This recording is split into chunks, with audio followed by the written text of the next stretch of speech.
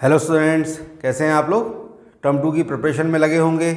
आपकी टर्म 2 की प्रिपरेशन को ईजियर बनाने के लिए हमने एक रिवीजन सीरीज स्टार्ट की है। उस सीरीज़ का आज हम आपके लिए लेकर आए हैं थर्ड चैप्टर, जो कि है सम एप्लीकेशन ऑन ट्रिग्नोमेट्री। तो ट्रिग्नोमेट्री पर बेस्ड हम कुछ एप्लीकेशंस को सॉल्व करने वाले हैं। तो चलिए देखते हैं इसे। तो स्टार्ट करते हैं हमारी आज की क्लास।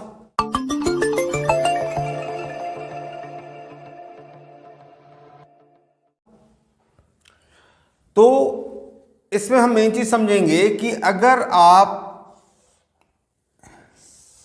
किसी जमीन के किसी पॉइंट पर यहां पर अगर से आप किसी चीज को ऊपर की ओर एक देख रहे हैं, तो उस कंडीशन में ये तो होगी आपकी आंख की सीध में जो स्ट्रेट लाइन हो गई, हॉरिजॉन्टल लाइन हमारी, और ये लाइन इसे हम कहते हैं लाइन ऑफ साइट। अब इस लाइन ऑफ साइट और जो हमारी स्ट्रेट आंख की सीध में स्ट्रेट लाइन जो हॉरिजॉन्टल लाइन बन रही है, इसके बीच में एक एंगल बनता है। इसे हम कहते हैं एंगल ऑफ एलिवेशन। इसे कहेंगे हम एंगल ऑफ एलिवेशन। इसका आपको ध्यान रखना है। साथ ही साथ अगर हम यहाँ पर ऊपर खड़े होकर कोई चीज़ को देख रहे हैं, नीचे की ओर देख रहे हैं, तो सेम उस कंडीशन में क्या होगा, उसी लाइन ऑफ साइट और हॉरिजॉन्टल लाइन के बीच में जो एंगल बनेगा, इसे हम कहते हैं angle of depression. Angle of depression. अब आपने क्लास 7th या 8th में इस थ्योरम को पढ़ा हुआ है कि if two parallel lines are intersected by transversal then alternate interior angles are equal. यदि दो समांतर रेखाओं को एक तिर्यकछेदी रेखा प्रतिच्छेद करे तो एकांतर अंतःकोण कैसे होते हैं, बराबर होते हैं। तो उस कंडीशन में यहाँ बनने वाला एंगल और यहाँ बनने वाले एंगल की वैल्यू कैसी होगी, इक्वल होगी। मतलब अगर आपको क्वेश्चन में किसी भी क्वेश्चन में आपको अगर ये दिया हुआ हो कि हमें एंगल ऑफ एलिवेशन में दिया हुआ हो या एंगल ऑफ डेप्रेशन दिया हो, तो आप क्या करेंगे, एंगल ऑफ एलिवेशन के फॉर्म में उसे यूज़ करेंगे। क्यों करेंगे, क्योंकि हम डायग्राम को नॉर्मली नीचे से देखते हैं। अब बात करते हैं कि हमने जो चैप्टर नंबर 8 पढ़ा हुआ है, फर्स्ट टर्म में हमारा चैप्टर 8 था ट्रिग्नोमेट्री। ट्रिग्नोमेट्री में हमने कुछ आइडेंटिटीज पढ़ी थी, कुछ रेशियोज़ को पढ़ा था। तो उन रेशियोज़ की बात करते हैं। हमने यहाँ पढ़ा था साइन थीटा, कॉस थीटा और टेन थीटा। फिर हमने इसका अपोजिट पढ़ा था, साइन का अपोजिट पढ़ा था कोसेक थीटा, कॉस का अपोजिट पढ़ा था सेक थीटा और टेन का अपोजिट पढ़ा था कॉट थीटा। अब साइन क्या होता है, साइन होता है हमारा परपेंडिकुलर अपॉन हाइपोटेनस। अगर हम एक बात नॉर्मल ट्राइंगल की बात करें, राइट एंगल ट्राइंगल की बात करें, तो अगर यहाँ कोई एंगल थीटा है तो इसके सामने की ये साइड जो होगी, थीटा के सामने की साइड को हम कहेंगे परपेंडिकुलर, इस साइड को कहेंगे हम हाइपोटेनस और नीचे वाली साइड को कहेंगे बेस। तो हमारी जो ट्रिग्नोमेट्री बेस्ड है किसके ऊपर बेस्ड है, राइट एंगल ट्राइंगल पर। तो हम जो एप्लीकेशंस ऑफ ट्रिग्नोमेट्री सॉल्व करेंगे, ये भी किसको लेकर सॉल्व करेंगे, राइट एंगल ट्राइंगल को ही। तो यहाँ पर आप देख रहे हैं कि साइन थीटा क्या हुआ, perpendicular upon hypotenuse, cos theta क्या हुआ, बेस अपॉन हाइपोटेनस, और टेन की बात करें तो परपेंडिकुलर अपॉन बेस। तो हमारी जो एक्सरसाइज है 9.1, उसमें इन्हीं रेशियोज़ का हमें यूज़ करना है।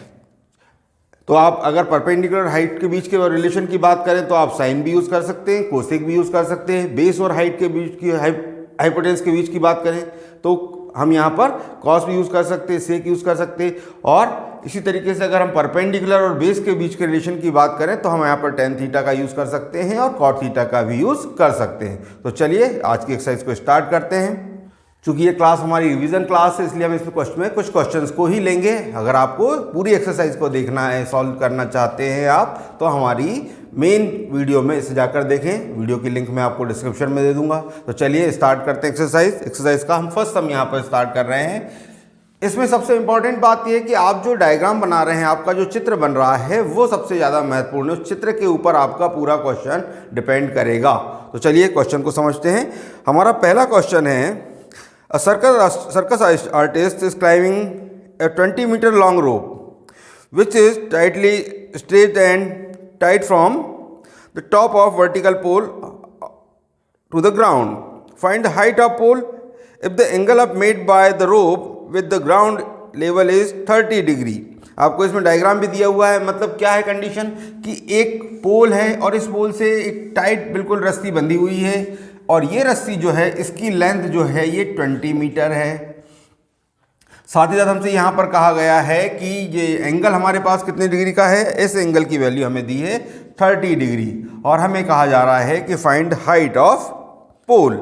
इस पोल की हमें हाइट फाइंड करना है। अब मान लेते हैं कि इस पोल की हाइट कितनी है, h मीटर है। अब देखिए इसे हम नाम दे देता हूं मैं ABC। अब ऑब्वियसली ये ट्राइंगल कैसा होगा, राइट एंगल ट्राइंगल होगा। अब राइट एंगल ट्राइंगल में मैंने आपको बताया है कि आपको यहाँ पर हमें क्या देखना है। अभी मैंने आपको 6 रेशियोज बताए थे, sine theta, cos theta, tan theta and इनके opposite cosec, sec and cos. हमें यहाँ पर ये ध्यान रखना है कि एक साइड वो हमें यूज़ करनी है जो हमें दी हुई है, दूसरी साइड वो यूज़ करनी है जो हमें यहाँ पर फाइंड करनी है। तो देखिए यहाँ पर हमारे पास जो दी हुई साइड है वो कौन सी है, वो साइड हमारे ट्राइंगल में किसका काम कर रही है, हाइपोटेनस का। साथ ही साथ जो हमें साइड दी हुई है वो दूसरी साइड कौन सी है, वो है हमारे पास में यहाँ पर परपेंडिकुलर है। तो परपेंडिकुलर हाइपोटेनस किस में, कौन से इसमें यूज होते हैं, यहाँ पर यूज होते हैं साइन और कोसेक में। तो चलिए हम ले लेते हैं यहाँ पर साइन थीटा। तो मैं ले रहा हूँ इन ट्राइंगल ABC, मैं यहाँ पर किसका यूज करूंगा, साइन थीटा का। तो साइन थीटा क्या होता है, परपेंडिकुलर अपॉन हाइपोटेनस होता है। यहाँ मैं बात करूँ तो साइन कितना है मेरे पास, 30 डिग्री है। परपेंडिकुलर क्या होगा इसकी डायग्राम में, AB है, और हाइपोटेनस क्या हुई हमारे पास, AC। अब साइन 30 की वैल्यू क्या होती है, 1/2। वैल्यूज आपको याद होनी चाहिए, और अगर यदि वैल्यूज आपको नहीं आती है, नहीं याद होती है, तो उस कंडीशन में मैंने आपको एक चार्ट बनाना सिखाया था, जो कि हमारी शॉर्ट वीडियो में 1 मिनट की वीडियो में मिल जाएगा आपको। 1 मिनट में आप इस चार्ट को पूरा तैयार कर सकते हैं, तो आप उसे देख लेंगे। उसकी लिंक भी मैं आपको डिस्क्रिप्शन में दे दूंगा। चलिए यहाँ पर हमारे पास में जो AB की हाइट है, AB कितना है, h है, और AC की वैल्यू क्या है, 20। क्रॉस मल्टीप्लाई करें तो ये होगा 20/2 इक्वल h, मतलब ये 2 10 are 20, तो h क्या हुआ, 10 मीटर। मतलब जो हमारा पोल है इसकी हाइट क्या हो गई, 10 मीटर।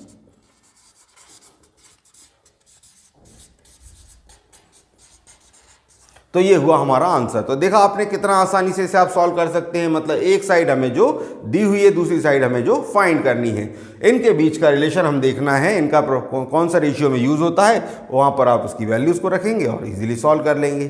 चलिए दूसरा सम देख लेते हैं। चलिए मैं ले रहा हूं एक्सरसाइज का question number 4। The angle of elevation of the top of a tower from a point on the ground which is 30 metre away from the ground from the foot of the tower is 30 degree, find the height of tower. अब यहाँ पर आपको diagram बनाना है। सबसे पहले तो tower की बात करें तो टावर इस तरीके से होगा। अब जमीन पर कोई ये पॉइंट है, इससे इसका जो टावर के फुट का जो डिस्टेंस है कितना है, 30 मीटर है। तो चलिए यहाँ मैं लिख दे रहा हूँ 30 मीटर। साथ ही साथ जो टावर है उसके टॉप का जो एंगल यहाँ बन रहा है ये कितने डिग्री का है, 30 डिग्री का एंगल है। तो हमें क्या फाइंड करना है, इस टावर की हाइट फाइंड करनी है। तो यहाँ सपोज कर लीजिए कि इसकी हाइट कितनी है, h है। Let height of tower be h metre.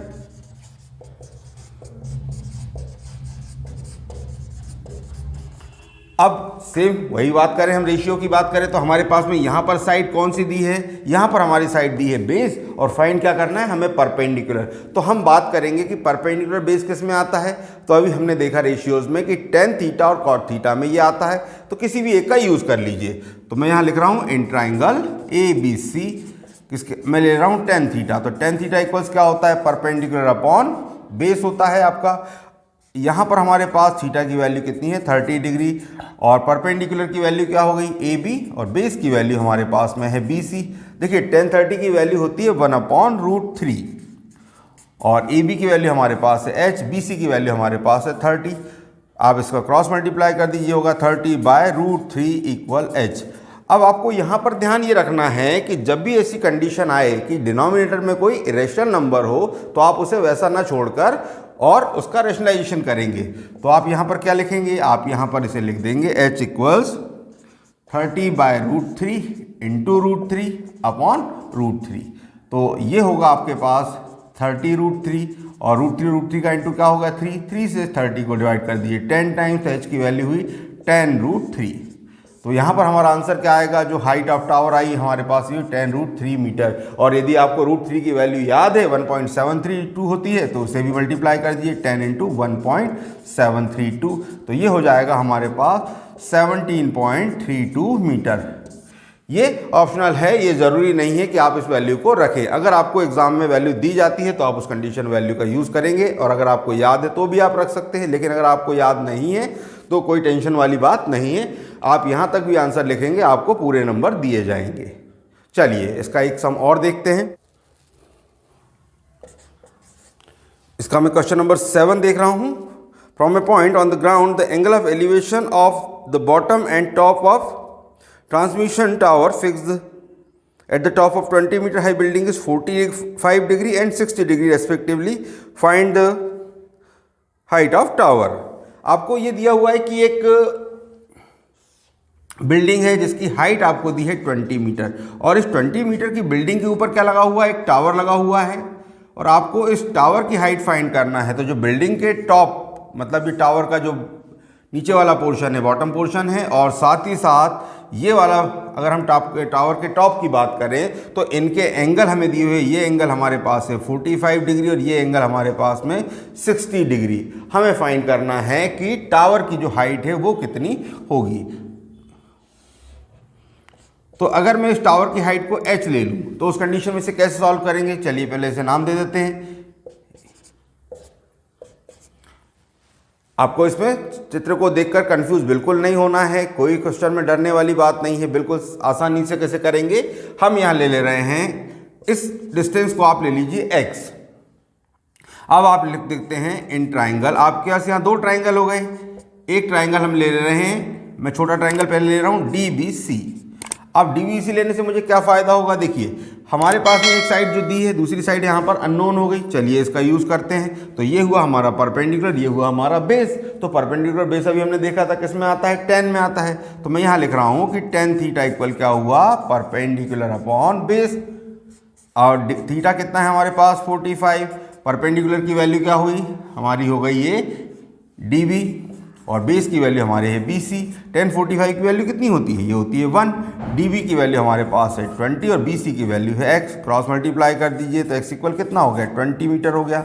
मतलब ये वाला डिस्टेंस तो हमें मिल गया 20 मीटर, लेकिन इसे हमें फाइंड नहीं करना था, बट ये आगे हमें हेल्प करेगा इसलिए हमने इसे फाइंड करा है। चलिए अब हमारे पास में एक ट्राइंगल और बचता है। अब आप ध्यान से समझेंगे, मैंने आपसे शुरू में ही कहा था कि ये किस पर बेस्ड है, राइट एंगल ट्राइंगल पर। तो हमारे पास एक ट्राइंगल ADC बन रहा है, ये हमारे लिए यूजेबल नहीं है। हम ट्राइंगल कौन सा लेंगे, ABC। तो मैं यहाँ पर लिख रहा हूँ इन ट्राइंगल ABC। सेम में बात करूं तो ये साइड मेरी परपेंडिकुलर, ये बेस, तो यहां पर क्या यूज करेंगे हम, tan थीटा। अब यहां पर हमारे पास थीटा कितना है 45 डिग्री है, सॉरी बड़ी वाले ट्राइंगल के लिए थीटा कितना है हमारा 60 डिग्री है। तो tan 60 की वैल्यू क्या होगी, ये होगी हमारे पास AB अपॉन BC। अब tan 60 की जो वैल्यू होती है ये होती है √3। AB की वैल्यू कितनी है हमारे पास में, AB की वैल्यू देखिए ये हुआ h और ये हुआ 20, मतलब अगर हाइट पूरी बात करें तो h प्लस 20 होगा। तो मैं यहाँ पर इसे लिख दे रहा हूँ h प्लस 20। और जो BC की वैल्यू क्या है, x है। क्रॉस मल्टीप्लाई करें तो x √3 इक्वल h प्लस 20। जो अपना इक्वेशन नंबर 1 आया था यहाँ से वैल्यू पुट कर दें तो ये हो जाएगा आपके पास 20 √3 इक्वल h प्लस 20। चलिए ट्रांसपोज करें तो ये हुआ आपके पास 20 √3 माइनस 20 इक्वल h, मतलब h की वैल्यू क्या होगी, 20 कॉमन ले लीजिए तो ये बचा आपके पास √3 माइनस 1 मीटर। तो यही आपका आंसर है कि जो हाइट ऑफ टावर होगी वो कितनी होगी, 20 इंटू √3 माइनस 1 मीटर। चलिए इसका एक सम और देखते हैं हम इसका next question, question number 9 exercise का। The angle of elevation of top of building from the foot of tower is 30 degree and the angle of elevation of the tower from the foot of building is 60 degree. If the tower is 50 meter high, find the height of building. अब हमारे पास में मतलब यहाँ पर हम बात करें तो डायग्राम किस तरीके का बनेगा कि एक तो हमारे पास क्या बनेगा, टावर बनेगा, और एक क्या बनेगी हमारी बिल्डिंग बनेगी। ऑब्वियसली बिल्डिंग कैसी होगी, टावर से छोटी होगी। अब हम बात करें तो हमें एंगल किसका दिया है, टावर के टॉप का दिया है बिल्डिंग के बॉटम से, और बिल्डिंग के टॉप का दिया है टावर के बॉटम से। तो कुछ इस तरीके का डायग्राम बनेगा। तो ये हुआ हमारा डायग्राम। अब बात करें, हमारा फिगर तैयार हो गया। यहाँ पर हमें क्या क्या दिया हुआ है, हमें दिया हुआ है the angle of elevation of top of building from the top of foot of tower is 30 degree. ये टावर के फुट से एंगल कितने डिग्री का है, 30 डिग्री का है। And the angle of elevation of top of tower from the top of building is 60 degree. ये दिया हुआ है हमें 60 डिग्री का। साथ ही साथ हमें दिया हुआ है if the tower is 50 metre high, और टावर की जो हाइट दी है ये कितनी दी है, 50 मीटर दी हुई है। तो हमें क्या फाइंड करना है, बिल्डिंग की हाइट को फाइंड करना है। चलिए, अब यहाँ मैंने आपको बताया था कि एक साइड वो जो हमें दी हुई है, दूसरी साइड वो जो हमें फाइंड करनी है। लेकिन आप देखें कि इस ट्रायंगल में दिया हुआ है 50 और इस ट्रायंगल फाइंड करना है h। अब यहाँ पर कोई भी चीज़ हमारे पास में ऐसी नहीं है जो दी हुई हो, तो हम यहाँ पर क्या यूज़ करेंगे, हम यहाँ पर निकाल लेंगे इस बेस को x को। जो बेस इसका होगा वही बेस इसका होगा, तो इसकी हेल्प से आप इससे सॉल्व कर सकते हैं। चलिए नाम दे देते हैं, इसे नाम दे दीजिए A, B, C और D। तो मैं सबसे पहले ले रहा हूँ ट्रायंगल ABC। तो यहाँ पर ABC ट्रायंगल में क्या होगा, ABC ट्रायंगल में हमारे पास में होगा tan थीटा इक्वल क्या हुआ, परपेंडिकुलर अपॉन बेस। थीटा की बात करें तो tan 60 परपेंडिकुलर हुआ हमारा AB और बेस क्या हुआ BC। tan 60 की वैल्यू क्या होती है, √3। AB की वैल्यू हमारे पास कितनी हो गई, ये हो गई 50। BC की वैल्यू हुई x, क्रॉस मल्टीप्लाई करें तो x की वैल्यू क्या हो गई 50/√3। इसे हम ऐसा ही लिखकर छोड़ दे रहे हैं। क्यों छोड़ दे रहे हैं, क्योंकि इसका यूज़ हमें आगे मतलब इसी फॉर्म में अब कर लेते हैं, क्योंकि हमें डायस की वैल्यू निकालनी नहीं है। तो यहाँ मैं लिख दे रहा हूँ इसको इक्वेशन नंबर 1 के फॉर्म में। अब मैं ले रहा हूँ दूसरा ट्रायंगल, हम ले रहे हैं ट्रायंगल DCB। अब DCB ट्रायंगल की बात करें, देखिए हम जिस भी एंगल को 90 डिग्री का एंगल हमेशा हम कहाँ लेते हैं, बीच में। इसलिए मैंने पहले क्या लिखा था, इसे एंगल ABC लिखा था। सेकंड टाइम मैंने यहाँ पर एंगल DCB वर्ड यूज़ किया है। इसका ध्यान रखना है आपको कि हम ये कहाँ यूज़ करेंगे, राइट एंगल ट्रायंगल में। अगेन हम यहाँ बात करें तो यहाँ पर हम अब थीटा कितना है हमारे पास 30 डिग्री। तो tan 30 की वैल्यू क्या होगी, परपेंडिकुलर अपॉन बेस। तो ये परपेंडिकुलर हुआ DC, जो बेस हुआ हमारा BC। tan 30 की वैल्यू होती है 1/√3। DC की वैल्यू क्या है, ये है h और BC की वैल्यू आपके पास है x। तो ये हुआ x equals h√3, cross multiply कर दिया। अब आपने देखा अभी x की वैल्यू क्या थी आपके पास 50/√3 थी, तो यहाँ पर आप इसे रख दीजिए। तो ये हुआ 50/√3 इक्वल h√3। आपको तो ऐसे मतलब है ना, तो ये √3 भी कहाँ आ जाएगा, नीचे। तो 50/√3 इंटू में एक √3 और आ गया, इक्वल क्या हुआ h, मतलब h इक्वल्स क्या हुआ 50/3 मीटर। तो ये हमारी हाइट ऑफ बिल्डिंग आ गई। हमारी जो बिल्डिंग की हाइट कितनी होगी 50/3 मीटर होगी। चाहे तो आप इसे डेसिमल भी निकाल सकते हैं। चलिए इसका एक सम और देखते हैं। हम देखते हैं इसका क्वेश्चन नंबर 12 क्या है। 12th क्वेश्चन हमारा, 12th क्वेश्चन हमारा है, from the top of 7 metre high building the angle of elevation of top of cable tower is 60 degree and the angle of depression of foot is 45 degree. Determine the length of the tower. हमें एक building दी है, 7 metre high building है। इस 7 metre high building से बात कर रहे हैं एक टावर के टॉप की। तो यहाँ पर हम एक टावर को स्ट्रेट लाइन से शो कर दे रहे हैं। अब हमसे कहा जा रहा है कि जो बिल्डिंग है इससे टावर के टॉप का और टावर के बॉटम के, मतलब हमारे पास एंगल दिए हुए, एंगल ऑफ डेप्रेशन दिया हुआ है और एंगल ऑफ एलिवेशन। तो एंगल ऑफ एलिवेशन कहाँ बनेगा, देखिए ये हुई हमारी हॉरिजॉन्टल लाइन। हॉरिजॉन्टल लाइन और लाइन ऑफ साइट के बीच में हमारा बनने वाला एंगल क्या होगा, ये होगा एंगल ऑफ एलिवेशन। और इसकी वैल्यू हमारे पास कितनी दी है, इसकी ये दिया है हमारे पास 60 डिग्री। साथ ही साथ हमसे क्या कहा गया है कि ये जो बॉटम का इसका डेप्रेशन का एंगल कितना है 30 डिग्री। और मैंने अभी आपको बताया था कि angle of elevation angle of depression की वैल्यू कैसी होगी इस कंडीशन में, सेम होगी, क्योंकि ये हमने थ्योरम पढ़ी हुई है कि two parallel lines are intersected by transversal then alternate interior angles are equal. तो ये एंगल कहाँ बनेगा 30 डिग्री, यहाँ बन गया। चलिए अब हमारे पास जो बिल्डिंग की हाइट है वो कितनी है, 7 मीटर है। हमें इस टावर की हाइट को फाइंड करना है। यहाँ मैं लिख दे रहा हूँ x। अब देखिए ये टोटल हाइट h हुई। अगर मैं इसे नाम दे दूँ a b और यहाँ मैं नाम दे रहा हूँ b, ये हुआ c, ये d और ये e। तो हमारे पास जो ट्रायंगल है यहाँ पर हमारा राइट एंगल ट्रायंगल कहाँ बनेगा, हमारा एक राइट एंगल ट्रायंगल ये बनेगा और दूसरा कहाँ बनेगा, यहाँ बनेगा। हमें इनका यूज़ करना है। तो चलिए यहाँ पर देखिए टोटल हाइट मैंने h ली है, लेकिन अगर मैं इस AB की हाइट की बात करूँ तो AB की हाइट कितनी होगी h-7 मीटर। ये कितनी होगी h-7 मीटर। इसका आपको विशेष ध्यान रखना है, यहाँ पर कोई गलती ना करें। चलिए अब मैं ले रहा हूँ इन ट्राइंगल CDE। मैं CDE ट्राइंगल ले रहा हूँ, तो CDE ट्राइंगल में क्या होगा tan theta, again perpendicular upon base. tan कितना है हमारे पास 30 डिग्री। परपेंडिकुलर की वैल्यू हो गई आपकी CD और बेस हो गया आपका DE। तो tan 30 की वैल्यू क्या है हमारे पास, ये होती है 1/√3।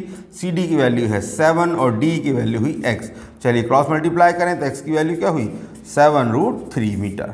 तो ये इसे आप इक्वेशन नंबर 1 देकर छोड़ दें। चलिए अब आगे सॉल्व करते हैं। जो दूसरा हमारा ट्राइंगल है, हमारा ट्राइंगल आप कौन सा लेंगे, ABC। इन ट्राइंगल ABC की बात करें, अब ABC में क्या होगा, हमारे पास यहाँ वैल्यू कितनी है थीटा की, tan 60 डिग्री। परपेंडिकुलर हमारा क्या बचा AB, और बेस हमारे पास क्या रहेगा, यहाँ पर आप BC लिखें या DE लिखें, दोनों सेम है, तो मैं यहाँ पे लिख दे रहा हूँ DE। चलिए tan 60 की वैल्यू क्या होती है, ये होती है √3। AB की वैल्यू आपके पास है h-7 और DE की वैल्यू क्या है, ये है हमारी x। क्रॉस मल्टीप्लाई करें तो ये हुआ x√3 इक्वल h-7। अब जो इक्वेशन नंबर 1 में आपके पास वैल्यू थी उसे पुट कर दीजिए, तो यहाँ पर क्या होगी ये वैल्यू, √3 × 7√3 इक्वल क्या हुआ h-7। तो ये हुआ आपके पास, देखिए √3 का जब √3 से मल्टीप्लाई करेंगे क्या हुआ 3 का 7 से हुआ 21, तो 21 इक्वल h-7। मल्टीप्लाई कर जो है इधर से यहाँ पर ट्रांसपोज करेंगे, 21 + 7 इक्वल h, मतलब h की वैल्यू कितनी हुई आपके पास 28 मीटर। h की वैल्यू कितनी आ गई हमारे पास 28 मीटर, मतलब अगर पूरे टावर की हाइट की बात करें तो कितनी आएगी 28 मीटर। चलिए इसका एक सम और देखते हैं। अब देखते हैं इसका क्वेश्चन नंबर 16 क्वेश्चन हमारा है, the angle of elevation of top of tower from 2 points at a distance of 4 metre and 9 metre from the base of the tower and in the same straight line with it are complementary, prove that the height of tower is 6 metre. हमें बताना है, हमसे कहा गया कि एक tower है और एक स्ट्रेट लाइन में दो अगर हम अलग अलग पॉइंट ले लें, जो कि एक पॉइंट कैसा है 4 मीटर के डिस्टेंस पर है और दूसरा कैसा है 9 मीटर के डिस्टेंस पर है, तो हमें बताना है कि ये बनने वाले एंगल कैसे होंगे, और बनने वाले एंगल की वैल्यू हमारे पास क्या है कॉम्प्लीमेंट्री। तो हमें कहा बताया गया है कि इसकी हाइट 6 मीटर होगी, ये हमें शो करना है कि होगी। तो यहाँ पर हमारे पास एंगल हो गया थीटा और ये हो गया 90 - थीटा, क्योंकि दोनों एंगल कैसे हैं हमारे कॉम्प्लीमेंट्री है। चलिए तो मैं यहाँ लिख दे रहा हूँ ABCD, यहाँ पर मैं भी हाइट लिख दे रहा हूँ h। तो अगर हम बात करें इन ट्राइंगल ABC की बात करें तो ABC में क्या होगा, अगर मैं यहाँ पर बात करता हूँ tan थीटा की, तो क्या होगा tan थीटा होता है परपेंडिकुलर अपॉन बेस, तो यहाँ पर tan होगा tan थीटा इक्वल होगा आपके पास परपेंडिकुलर की वैल्यू हो गई AB और बेस की वैल्यू हुई BC। tan थीटा की वैल्यू आपको नहीं पता है, आप इसे ऐसे ही लिख दें, AB की वैल्यू h और BC की वैल्यू है 4। चलिए इसे मैं लिख दे रहा हूँ इक्वेशन नंबर 1। अब मैं बात करता हूं दूसरे ट्राइंगल की ABD की। अब देखिए यहां पर हमारे पास में ये क्या दिया है 90 - थीटा, तो इसको सेम बनाने के लिए हम क्या लेंगे, यहां पर हम लेंगे cot थीटा। तो यहां पर क्या होगा cot थीटा इक्वल्स क्या होता है, ये होता है बेस अपॉन परपेंडिकुलर, तो ये होगा आपके पास cot थीटा की जगह पर हमारे पास क्या है 90 - थीटा इक्वल बेस की वैल्यू क्या है हमारी, बेस की वैल्यू हमारे पास हो गई BD और परपेंडिकुलर होगा हमारा AB। अब cot 90 - थीटा अगर आपको फॉर्मूले याद हो तो ये होता है tan थीटा, तो ये बना हमारे पास tan थीटा इक्वल BD की वैल्यू हमारे पास में है 9 और AB की वैल्यू है h। अब देखिए यहाँ बात करें तो ये भी हमारी tan थीटा की वैल्यू है, ये भी हमारी tan थीटा की वैल्यू है, तो दोनों वैल्यू कैसी होगी सेम, मतलब LHS इक्वल है तो RHS भी कैसा होगा इक्वल होगा। तो उस कंडीशन में क्या होगा, ये होगा आपके पास h/4 equal 9/h, cross multiply करें तो ये होगा h² इक्वल 36। तो h की वैल्यू क्या हुई √36। अब 36 का रूट क्या होता है ±6 होगा, लेकिन आपको मालूम है हाइट कैसी होती है नेगेटिव नहीं हो सकती, उस कंडीशन में हमारी हाइट कितनी होगी h इक्वल 6 मीटर हाइट होगी। तो अगर हमारे एंगल इस तरीके से यहाँ पर इनका डिस्टेंस हमारे पास 4 मीटर और 9 मीटर दिया था और एंगल कैसे दिए थे कॉम्प्लीमेंट्री, तो हमारी हाइट कितनी निकली 6 मीटर। तो आई होप कि आपको ये एक्सरसाइज समझ में आई होगी और आपको इससे सपोर्ट मिलेगा, आपको के लिए उनको हाइट एंड डिस्टेंस से रिलेटेड प्रॉब्लम को करने में आपको आसानी होगी। तो चलिए अगली क्लास में हम देखेंगे अगले वीडियो को। अगर आपको ये वीडियो हमारा पसंद आया हो तो इसे लाइक करें, शेयर करें, चैनल को सब्सक्राइब करें। Thank you.